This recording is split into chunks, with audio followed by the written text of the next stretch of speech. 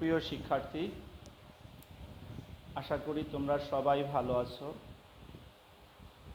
Police line school and কলেজে online শিক্ষার কার্যক্রম এর ধারাবাহিকতায় আজকে তোমাদের সামনে আমি আবু সুফিয়ান, প্রভাষক জীববিজ্ঞান, দশম শ্রেণীর ত্রয়োদশ অধ্যায়ের জীবের প্রজনন এর তৃতীয় ক্লাসটা নেব। এর আগে জীবের প্রজনন থেকে আরও 2টি ক্লাস তোমাদের সামনে উপস্থাপন করা হয়েছে। প্রথম ক্লাসে আমরা পড়েছি হচ্ছে একটি আদর্শ ফুলের বিভিন্ন অংশ নিয়ে কি আছে আলোচনা করা হয়েছে। দ্বিতীয় ক্লাসে আমরা পড়েছি পরাগায়ন এবং কি আছে পরাগায়নের প্রকারভেদ, পুষ্পমঞ্জরি, পরাগায়নের মাধ্যম। আজকে তৃতীয় ক্লাসে আমাদের আলোচ্য বিষয় হচ্ছে পুংগ্যামিটোফাইটের উৎপত্তি, যেটাকে মাইক্রোস্পোরেনজেনেসিস বা স্পারমাটোজেনেসিস বলা থাকে। মাইক্রোস্পোরেনজেনেসিস বা কি বলা হয় এটাকে? স্পারমাটোজেনেসিস বলা থাকে। পুংগ্যামিটোফাইট বা মাইক্রোস্পোরেনজেনেসিস কাকে বলা হয় থাকে? যে প্রক্রিয়ায় পরাগরেণু হতে শুক্রাণু সৃষ্টি হয়ে থাকে অথবা পুংগ্যামেট তৈরি হয়, তাকেই বলা হয়ে থাকে পুংগ্যামিটোফাইট। পরাগরেণু থেকে পুংগ্যামিটোফাইটের বা পরাগরেণু পুংগ্যামিটোফাইটের প্রথম কোষ, অর্থাৎ পুংগ্যামেটটা উৎপত্তি হয়ে থাকে পরাগরেণু থেকে। পুংগ্যামেট তথা শুক্রাণু, পুংগ্যামেট বলতে কাকে বলা হচ্ছে এখানে? শুক্রাণুকে বলা হয়। পুংগ্যামেট বা শুক্রাণুর উৎপত্তি হয় কোথা থেকে? পরাগরেণু থেকে। আর এই পরাগরেণু থেকে পুংগ্যামেট বা শুক্রাণু তৈরির প্রক্রিয়াটাকে বলবো কি আমরা? পুংগ্যামিটোফাইটের উৎপত্তি বলা হয়ে থাকে। আর পরাগরেণুর কোষটি মাইটোটিক পদ্ধতিতে বিভাজিত হয়ে মেয়োসিস পদ্ধতিতে বিভাজিত হয়ে প্রথমে 4টি অপত্য কোষ সৃষ্টি করে থাকে। পরাগরেণু মাতৃকোষটি মেয়োসিস পদ্ধতিতে বিভাজিত হয়ে 4টি অপত্য কোষ সৃষ্টি। আমরা জানি মেয়োসিস যে বিভাজন যেখানে হয় সেখানে একটা কোষ থেকে বিভাজিত হয়ে 4টি কোষ সৃষ্টি হয়। পূর্ণতা প্রাপ্তির পর প্রত্যেকটা কোষ আবার মাইটোসিস পদ্ধতিতে বিভাজিত হয়ে 2টি কোষ সৃষ্টি করে থাকে। এদের মধ্য থেকে একটি বড় আর একটি ছোট, প্রকৃতির নিয়মে একটা বড় এবং একটা ছোট কোষে পরিণত হয়। বড় কোষটাকে বলা হয়ে থাকে টিউব সেল বা নালী কোষ, ছোট কোষটাকে বলা হয়ে থাকে জেনারেটিভ সেল বা জনন কোষ। বড় কোষটি তথা টিউব সেল বিভাজিত হয়ে পরাগ নালী তৈরি করে থাকে। জেনারেটিভ কোষটি বিভাজিত হয়ে 2টি পুংগ্যামিটোফাইট তথা কি আছে শুক্রাণু তৈরি করে থাকে। এখন এই শুক্রাণু বিভাজন পরাগ রেণুতে হতে পারে অথবা পরাগ নালীতে হতে পারে। তাহলে আমরা একটু দেখি কিভাবে হয়ে থাকে। এটা যদি পরাগরেণু যদি আমরা দেখি, পরাগরেণু সাধারণত গোলাকার হয়ে থাকে। পরাগরেণু সাধারণত কেসে গোলাকার, 2 স্তর বিশিষ্ট। পরাগরেণু সাধারণত গোলাকার এবং কেসে 2 স্তর বিশিষ্ট। বাহিরের স্তরকে বলা হয় এক্সাইন, ভিতরের স্তরকে বলা হয় ইনটাইন। আর ইনটাইন বাইরের স্তরকে বলবো কি আমরা? এক্সাইন। ভিতরের স্তরকে বলা হয়ে থাকে ইনটাইন।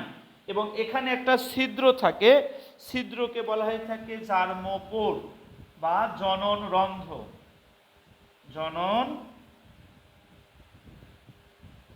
বলা হয়ে থাকে, জনন রন্ধ্র বলা হয়ে থাকে।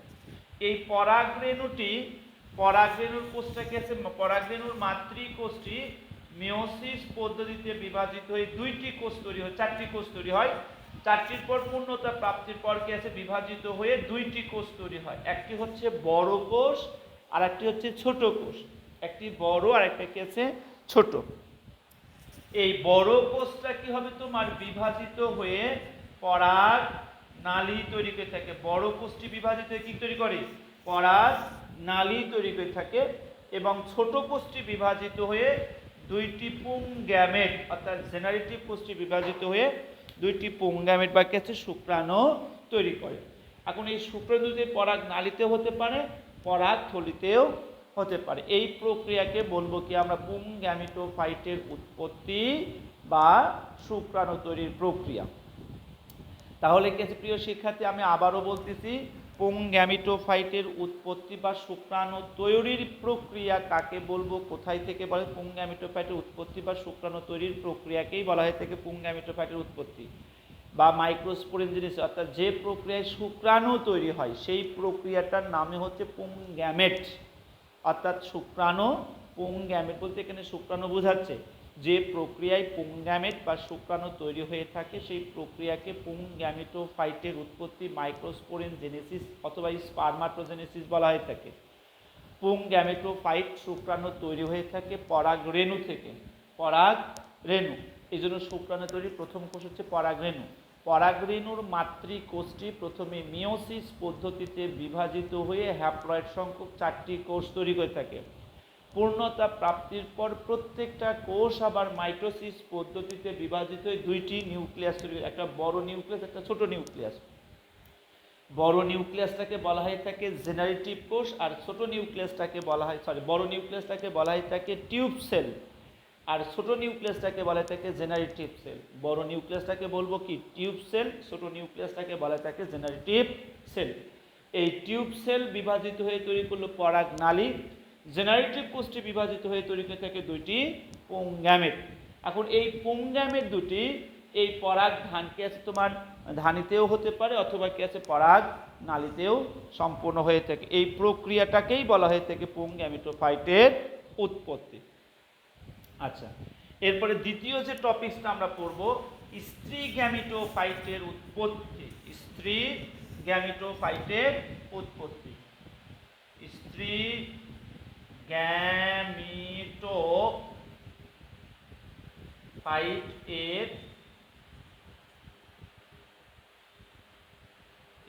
গ্যামিটোফাইটের উৎপত্তি। আমরা এরপরে কি পড়বো? স্ত্রী গ্যামেটোফাইট। স্ত্রী গ্যামিটোফাইটের উৎপত্তি। স্ত্রী গ্যামিটোফাইটের উৎপত্তি বলতে কাকে বলবো? যে প্রক্রিয়ায় ডিম্বাণু তৈরি হয়, ডিম্বাণু তৈরির প্রক্রিয়াকে বলা হয়ে থাকে স্ত্রী গ্যামিটোফাইটের উৎপত্তি। শুক্রাণু তৈরির প্রক্রিয়াকে যেমন বললাম পুং গ্যামিটোফাইটের উৎপত্তি, স্ত্রী গ্যামিটোফাইট ডিম্বাণু তৈরির প্রক্রিয়াকে বলবো কি আমরা স্ত্রী গ্যামিটোফাইটের উৎপত্তি বলা হয়ে থাকে। আর ডিম্বাণু তৈরির প্রক্রিয়াকে ইংলিশে বলা থাকে ম্যাগাস্পোরেনজেনেসিস বা ও জেনেসিস বলা হয়ে থাকে। ম্যাগাস্পোরেনজেনেসিস বা ও জেনেসিস বলা থাকে। স্ত্রী গ্যামিটোফাইটের উৎপত্তি বা ডিম্বাণু কিভাবে তৈরি হয়ে থাকে? ভ্রূণ পোষক কলায় ডিম্বক রন্ধ্রের দিকের কোষটি আকারে বড়, নিউক্লিয়াস বড়, সাইটোপ্লাজম ঘন। ভ্রূণ পোষক কলায় ডিম্বক রন্ধ্রের দিকের কোষটি বড়, নিউক্লিয়াস বড়, সাইটোপ্লাজম বড়। এই ডিম্বক রন্ধ্রের দিকের বড় কোষটি প্রথমে মিওসিস পদ্ধতিতে বিভাজিত হয়ে 4টি কোষ তৈরি করে থাকে। এদের মধ্যে অধিকাংশ ক্ষেত্রে 3টি নষ্ট হয়ে যায়, একটি মাত্র কোষ সক্রিয় থাকে। যে কোষ 3টি নষ্ট হয়ে যায় তাদেরকে পোলার বডি বলা হয়ে থাকে। একটি মাত্র কোষ সক্রিয় থাকে। এই একটি কোষ পরবর্তীতে মাইটোসিস পদ্ধতিতে বিভাজিত হয়ে 2টি কোষ তৈরি করে থাকে, 2টি নিউক্লিয়াস তৈরি করে থাকে। নিউক্লিয়াস দুটি ক্যাসে কোষের ভ্রূণথলির বিপরীত মেরুর দিকে যায়। বিপরীত মেরুতে যাবার পর প্রত্যেকটা নিউক্লিয়াস পরপর 2 বার মাইটোসিস পদ্ধতিতে বিভাজিত হয়ে 4টি করে মোট 8টি করে নিউক্লিয়াস সৃষ্টি করে থাকে। অর্থাৎ আমরা যদি এখানে একটু দেখি, ভ্রূণ পোষক কলায় ডিম্বক রন্ধ্রের দিকের কোষটি আকারে বড় থাকে। ভ্রূণ পোষক কলায় ডিম্বক রন্ধ্রের দিকের কোষটি আকারে বড়। এই বড় কোষটি প্রথমে কি করবে? মিওসিস প্রক্রিয়ায় বিভাজিত হয়ে 4টি কোষ তৈরি করবে। 4টি কোষ তৈরি করবে। মিওসিস প্রক্রিয়ায় বিভাজিত হয়ে 4টি কোষ তৈরি করবে। অধিকাংশ ক্ষেত্রে 3টি কোষ নষ্ট হয়ে যাবে, একটি মাত্র নিউক্লিয়াসই থাকবে, একটি মাত্র নিউক্লিয়াস থাকবে। এই নিউক্লিয়াসটা পরবর্তীতে কি করবে? মাইটোসিস পদ্ধতিতে বিভাজিত হয়ে 2টি নিউক্লিয়াস তৈরি করবে। 2টি নিউক্লিয়াস পরবর্তীতে কি করবে? ভ্রূণথলির বিপরীত মেরুতে যাবে। কোন দিকে যাবে? ভ্রূণথলির বিপরীত মেরুতে যাবে। যখনই বিপরীত মেরুতে যাবে, বিপরীত মেরুতে যাবার পর প্রত্যেকটা নিউক্লিয়াস পরপর দুইবার করে গ্যাসে বিভাজিত হয়ে 4টি করে, মোট কয়টি নিউক্লিয়াস তৈরি করবে? 8টি করে নিউক্লিয়াস তৈরি করবে। তাহলে প্রিয় শিক্ষার্থী, আমরা আবারও একটু দেখি। ভ্রূণ পোষক কলায় ডিম্বক রন্ধ্রের নিচের কোষটি আকারে বড়, নিউক্লিয়াস বড়, সাইটোপ্লাজম ঘন। এই কোষটি প্রথমে মিওসিস পদ্ধতিতে বিভাজিত হয়ে 4টি কোষ, 1 2 3 4টি কোষ। 3টি কোষ নষ্ট হয়ে যায়, বড় কোষটা সক্রিয় থাকে। এই বড় কোষটি সক্রিয় আছে, উপরে 3টে নষ্ট হয়। এই কোষটি আবার মাইটোসিস পদ্ধতিতে ভেঙে, এই নিউক্লিয়াসটি মাইটোসিস পদ্ধতিতে ভেঙে 2টি নিউক্লিয়াস তৈরি করে। নিউক্লিয়াস দুটি কেন্দ্র থেকে মেরুতে, উপরের মেরু নিচের মেরু, 2 মেরুতে দুটো যায়। 2 মেরুতে নিউক্লিয়াস যাওয়ার পর প্রত্যেকটা নিউক্লিয়াস আবার পরপর 2বার ভাঙে। ক্যাসে প্রথমে ক্যাসে ভেঙে এই নিউক্লিয়াস ভেঙে 2টে, নিচের নিউক্লিয়াস ভেঙে 2টে, পরে আবার ক্যাসে এই 2টে নিউক্লিয়াস ভেঙে 4টে, এই 2টে নিউক্লিয়াস ভেঙে 4টে, অর্থাৎ পরপর এখানে একবার এখানে একবার, পরপর 2বার ভেঙে 4টি করে, মোট 8টি করে নিউক্লিয়াস তৈরি করে। 4টি করে, মোট 8টি করে নিউক্লিয়াস তৈরি করে। 4টি করে মোট যখন 8টি নিউক্লিয়াস তৈরি হয়ে থাকে, যখন এই মোট 8টি নিউক্লিয়াস তৈরি হয়ে থাকে, উপরে থাকে কয়টা? 4টে, এবং নিচে থাকে কয়টা? 4টে। এই 4টি করে যখন মোট 8টি করে নিউক্লিয়াস তৈরি করে থাকে, এরপর উভয় মেরু থেকে একটা করে নিউক্লিয়াস, উভয় মেরু থেকে একটা করে নিউক্লিয়াস, এখান থেকে একটা, এখান থেকে একটা, মাঝখানে 2টে নিউক্লিয়াস চলে আসে। উভয় মেরু থেকে একটি করে নিউক্লিয়াস কেন্দ্রে চলে আসে। যে নিউক্লিয়াসটা কেন্দ্রে চলে আসে এটাকে বলা হয় সেকেন্ডারি নিউক্লিয়াস। সেকেন্ডারি নিউক্লিয়াস, এটাকে বলবো কি আমরা? Secondary nucleus. মাঝখানে নিউক্লিয়াসকে বলা হয় সেকেন্ডারি নিউক্লিয়াস। উপরে যে 3টি নিউক্লিয়াস থাকবে এটাকে বলা হয়ে থাকে প্রতিপাদ্য কোষ। এটাকে বলা হয়ে থাকে প্রতিপাদ্য কোষ। নিচে যে 3টি কোষ আছে এর ভিতর 2টে ছোট ছোট কোষকে বলা হয়ে থাকে সহকারী কোষ, আর বড়টাকে বলবো আমরা হচ্ছে কি? ডিম্বাণু। বড় কোষটাকে বলা হয়ে থাকে ডিম্বাণু। এই যে বড় কোষটা ডিম্বাণু তৈরি হলো, এই প্রক্রিয়াটাকেই বলবো কি আমরা? তোমার স্ত্রী গ্যামেটোফাইটের উৎপত্তি। তাহলে প্রিয় শিক্ষার্থী, আমরা স্ত্রী গ্যামেটোফাইটের উৎপত্তি আমরা আবার একবার একটু পড়ব, কিভাবে স্ত্রী গ্যামেট তৈরি হয়ে থাকে। স্ত্রী গ্যামেটোফাইটের উৎপত্তি বলা হয়ে থাকে ভ্রূণ পোষক কলায়। তোমাদের বইতে খুব সুন্দর করে কাছে বর্ণনা করা আছে। ক্লাসগুলো যখন দেখবা, লেকচারগুলো যখন শুনবা, তখন মোটামুটি অবশ্যই কি আছে, বইটার সাথে নিয়ে কি আছে ধারাবাহিকভাবে সেই কি আছে লেকচারটা তোমরা শুনবা, তাহলে তোমাদের জন্য অবশ্যই সুবিধা হবে। আর যে অংশটুকু তোমাদের বুঝতে একটু সমস্যা হবে সেখানে একটু আন্ডারলাইন করে রাখবা যে আমি এই কথা স্যারের এই লেকচারের এই অংশটুকু আমি বুঝতে পারি নাই, অথবা বইতে এই কথাটুকু আছে, স্যার এই কথা বলেছে, এর মাঝে আমি বুঝতে পারি নাই। পরবর্তী কখনো যদি তোমাদের সময় হয়ে থাকে, সুযোগ হয়ে থাকে, তাহলে অবশ্যই সেই সমস্যাটুকু কাছে সমাধান করে নিবা।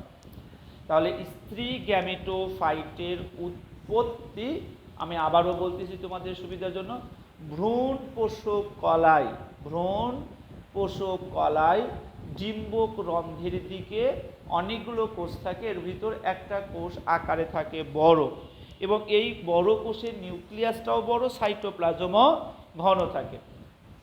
এখন এই বড় কোষটির নিউক্লিয়াস প্রথমে মিওসিস পদ্ধতিতে বিভাজিত হয়ে 4টি কোষ তৈরি করে থাকে। অধিকাংশ ক্ষেত্রে 4টির ভিতর 3টে নষ্ট হয়ে যায়, বড় কোষটাই সক্রিয় থাকে। বড় কোষটাকে বলা হয়ে থাকে হচ্ছে তোমার বড় কোষটাই সক্রিয় থাকে। আর যে 3টি কোষ নষ্ট হয়ে যায় তাদেরকে পোলার বোর্ড বলা হয়, আর বড়টা কি থাকে? সক্রিয় থাকে। এই বড় কোষটি ছাড়া বাকি 3টি কোষ নষ্ট হয়ে যায়। এই বড় কোষটি পরবর্তীতে আবার মাইটোসিস পদ্ধতিতে বিভাজিত হয়। বড় কোষ বা বড় নিউক্লিয়াসটি মাইটোসিস পদ্ধতিতে বিভাজিত হয়। এই বড় নিউক্লিয়াস মাইটোসিস পদ্ধতিতে বিভাজিত হয়ে প্রথমে 2টি নিউক্লিয়াস তৈরি করে থাকে। এই 2টি নিউক্লিয়াস আবার কি করে থাকে? কেন্দ্র থেকে ভ্রূণথলির 2 মেরুতে চলে যায়। 2টি নিউক্লিয়াস কেন্দ্রে আছে, এখান থেকে কি আছে? 2 মেরুতে চলে যায়। যখনই 2 মেরুতে যায় মেরুতে যাবার সাথে সাথেই প্রকৃতির নিয়মে এরা আবার পর পর দুইবার মাইটোসিস করে থাকে। কি কিসে দুইটা মাইটোসিস? একটি মাইটোসিস করে গেছে দুইটা হবে, পরে আবার গেছে মাইটোসিস করে উপরের গেছে নিউক্লিয়াসটা ভেঙে দুটো নিউক্লিয়াস, নিচের নিউক্লিয়াসে ভেঙে দুটো নিউক্লিয়াস, প্রথম মাইটোসিস। দ্বিতীয় মাইটোসিসে দুইটি থেকে চারটি, চারটি থেকে আটটি নিউক্লিয়াস বিশিষ্ট একটা কোষে পরিণত হবে, ভ্রূণথলিতে পরিণত হবে, কোষে পরিণত হবে। এরপর যখনই আটটি নিউক্লিয়াস তৈরি হবে তখন কি আছে, এই উপর থেকে একটা নিউক্লিয়াস, নিচে থেকে একটা নিউক্লিয়াস, দুটো নিউক্লিয়াস কেন্দ্রে চলে আসবে। দুটো নিউক্লিয়াস কোথায় চলে আসবে? কেন্দ্রে চলে আসবে। যখনই কেন্দ্রে দুটো নিউক্লিয়াস চলে আসে তখন এই দুইটো নিউক্লিয়াসকে একত্রে বলা হয় সেকেন্ডারি নিউক্লিয়াস। Secondary nucleus. এরপরে উপরে যে তিনটি নিউক্লিয়াস থাকলো, উপরের তিনটি কোষ নিউক্লিয়াসকে বলা হয় থাকে প্রতিপাদ কোষ বলা থাকে। কি আছে? প্রতিপাদ কোষ বলা থাকে। নিচে যে তিনটি নিউক্লিয়াস থাকলো, নিচের তিনটি নিউক্লিয়াসের মধ্যে দুটো নিউক্লিয়াস থাকে ছোট, নিচে তিনটি নিউক্লিয়াসের মধ্যে দুটো নিউক্লিয়াস থাকে ছোট, আর এই ছোট নিউক্লিয়াস বিশিষ্ট দুইটি কোষকে বলা হয় থাকে সহকারী কোষ, আর বড় গ্যাসে কোষটাকে বলা হয় থাকে ডিম্বাণু বলা হয় থাকে। আর এই ডিম্বাণুর গঠন প্রক্রিয়াটাকেই বলবো কি আমরা বাবা? স্ত্রী গ্যামেটোফাইটের উৎপত্তি। স্ত্রী গ্যামেটোফাইটের উৎপত্তি। তো প্রিয় শিক্ষার্থী, আমরা আজকের এই ক্লাসে পুং গ্যামেটোফাইটের উৎপত্তি এবং স্ত্রী গ্যামেটোফাইটের উৎপত্তি সম্পর্কে আলোচনা করলাম। এই পুং গ্যামেট এবং স্ত্রী গ্যামেটোফাইটের উৎপত্তি, এই দুইটি গ্যামেট অর্থাৎ কি আছে, পুং গ্যামেটে তৈরি করলাম আমরা শুক্রাণু, স্ত্রী গ্যামেটে তৈরি হলো কি আছে ডিম্বাণু। এই শুক্রাণু তৈরির প্রক্রিয়া, ডিম্বাণু তৈরির প্রক্রিয়াটা খুবই গুরুত্বপূর্ণ পড়া এটা, এবং তোমাদের বইতেও সুন্দর করে দেওয়া আছে, চিত্রটাও প্র্যাকটিস করবা তোমরা বাসায়। এবং এখান থেকে কিন্তু কোশ্চেন করা হয়ে থাকে পুং গ্যামেটোফাইট এবং স্ত্রী গ্যামেটোফাইটের উৎপত্তি, বিশেষ করে স্ত্রী গ্যামেটোফাইটের উৎপত্তিটা কিভাবে তৈরি হয়ে থাকে এটা অবশ্যই চিত্রসহ আমরা কাছে বাসায় প্র্যাকটিস করব। তো প্রিয় শিক্ষার্থী, আজকে তোমাদের কি আছে এই পুং গ্যামেটোফাইটের উৎপত্তি এবং স্ত্রী গ্যামেটোফাইটের উৎপত্তি থেকেই ক্লাসটা কি আছে ক্লাসটা শেষ করতে যাচ্ছি। তোমরা কি আছে ক্লাসটা অবশ্যই বাসায় কি আছে বসে থেকে মনোযোগ সহকারে দেখবা, এবং কি আছে এর সাথে বইটার সাথে নিয়ে ক্লাসগুলো দেখবা, নিয়মিত ক্লাসগুলো দেখো, এবং তোমরা বাসায় বসে থেকে সময় নষ্ট না করে তোমরা অবশ্যই বাসায় কি আছে প্রত্যেকটা সাবজেক্ট কি আছে মনোযোগ সহকারে কি আছে নিয়মিত বাসায় কি আছে পড়াশোনা করো। সবাই ভালো থাকবা, সুস্থ থাকো, নিরাপত্তার দূরত্ব বজায় রেখে চলাচল করার চেষ্টা করো। প্রয়োজন মুহূর্ত ছাড়া বা প্রয়োজন ছাড়া আমরা কি আছে বাহিরে আসবো না। এই প্রাকৃতিক মহামারী দুর্যোগ শেষ হওয়ার পর আমরা আবারও তোমাদের সাথে ইনশাআল্লাহ কি আছে সরাসরি ক্লাসে যুক্ত হব। এই তোমরা ততদিন পর্যন্ত তোমরা সুস্থ থাকো, ভালো থাকো, এই আশা প্রত্যাশা নিয়ে আজকের ক্লাসটা এখানে শেষ করছি। আল্লাহ।